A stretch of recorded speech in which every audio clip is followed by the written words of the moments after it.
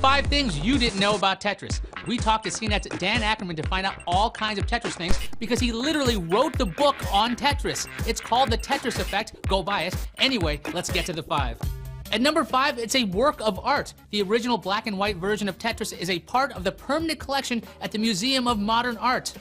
Number 4, you can play Tetris on pretty much anything. Tetris is on more than 65 platforms. It holds the Guinness World Record for the most ported game ever. There's even a version that runs on certain Hewlett-Packard oscilloscopes, but it's an Easter egg. At number 3, there's a 3D version of Tetris. This 3D game wasn't designed by some knockoff artist. Tetris's creator built a 3D version of Tetris called Weltris. Weltris is a top-down version of the game. At number 2, Z-shaped pieces are awful. If you received only Z-shaped pieces, you would lose after 120 pieces no matter what. At number 1, how Tetris was packed in with the Game Boy. Now this one's insane. The year was 1989. The Soviet government held the rights to the Tetris game because the Soviet government owned the rights to everything out of the USSR.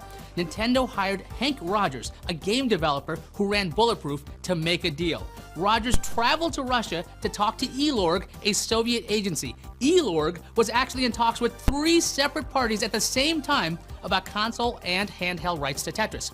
Rogers showed off a Famicom version of Tetris, and Elorg freaked out, thinking it was an illegal version. So, Rogers paid them a royalty check of $40,000 on the spot. That got Hank Rogers and Nintendo the handheld rights for the new Game Boy. But for the rights for living room consoles like the NES, that was the big prize. Due to a pre-existing relationship, Elorg offered a right of first refusal to another party, but that party missed the deadline. Then, Elorg did a deal with Nintendo directly. $5 million later, and Nintendo had the rights.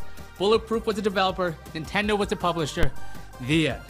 The Tetris story is fascinating. Get Dan's book, The Tetris Effect, available in Dead Tree and electronic book formats. An audiobook read by the author. I'm Aya's actor, and I'll see you online. Dan.